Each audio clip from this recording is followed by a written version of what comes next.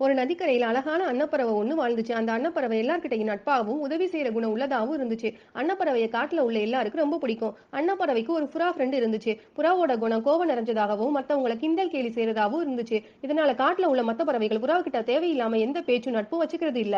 எல்லார்கிட்டயும் அன்பா இருக்கிற அன்னப்பறவை புறாவையும் தன் நண்பனா ஒத்துக்கிட்டு புறாவோட குணத்தை மாத்த நினைச்சு புறாவுக்கு அட்வைஸ் பண்ணும். ஆனா புறா இதை காதலையே வாங்காது. ஒரு தடவை ஒரு வேட்டைக்காரன் ஒருத்தன் காட்டுக்கு வேட்டையாட வந்தான். ரொம்ப தூரம் நடந்து வந்தது களைப்பா இருந்ததுனால ரெஸ்ட் எடுக்க நினைச்சு மரத்துக்கு கீழே போய் உட்கார்ந்தான். வேட்டைக்காரன் ஓய்வு எடுத்த மரத்துக்கு மேல அன்னப்பறவை உட்கார்ந்து இருந்துச்சு. வேடன் களைப்பா இருக்கிறத பார்த்த அன்னப்பறவை தன்னோட சிறகால வேடனுக்கு காற்று வீசுச்சு.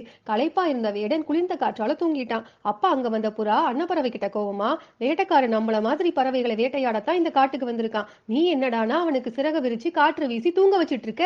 அதுக்கு அன்னப்பறவை சொல்லுச்சு, வேட்டையாடுறது அவனோட தொழில், அதை நம்ம தப்பு சொல்ல முடியாது. வேட்டைக்காரன் களைப்பா இருந்ததுனால அவன் நல்லா தூங்குறதுக்காக நான் அவனுக்கு வீசி விட்டேன். இதுல எந்த தப்பு இருக்கிற மாதிரி எனக்கு தெரியலன்னு சொல்லுச்சு. அன்னப்பறவை சொன்ன எதையும் புறா கேட்க விரும்பல. வேட்டைக்காரனை வம்பு பண்ண நினைச்ச புறா வேட்டைக்காரன் மேல எச்சத்தை போட்டுட்டு வேகமா அந்த இடத்தை விட்டு பறந்துச்சு. எச்சம் விழுந்ததால வேட்டைக்காரன் முழிச்சு பார்த்தா மரத்து மேல அன்னப்பறவை இருந்துச்சு. அன்னப்பறவை தான் மேல எச்சம் போட்டுதுன்னு நினைச்ச வேட்டைக்காரன் கோபத்துல பக்கத்துல இருந்த கல்லை எடுத்து அன்னப்பறவை மேல எரிஞ்சான். தப்பிக்க நினைச்ச அன்னப்பறவை அந்த இடத்துல இருந்து பறந்துச்சு. ஆனாலும் அன்னப்பறவையோட கால்ல லேசான காயம் உண்டாச்சு. அன்னப்பறவைக்கு அடிபட்டதை தெரிஞ்சுக்கிட்ட மற்ற பறவைகளும் புறாக்களும் வேகமா வந்தாங்க. அந்த கூட்டத்துல இருந்த வயசான அன்னப்பறவை அடிபட்ட அன்னப்பறவைக்கு மருந்து போட்டு விட்டுச்சு.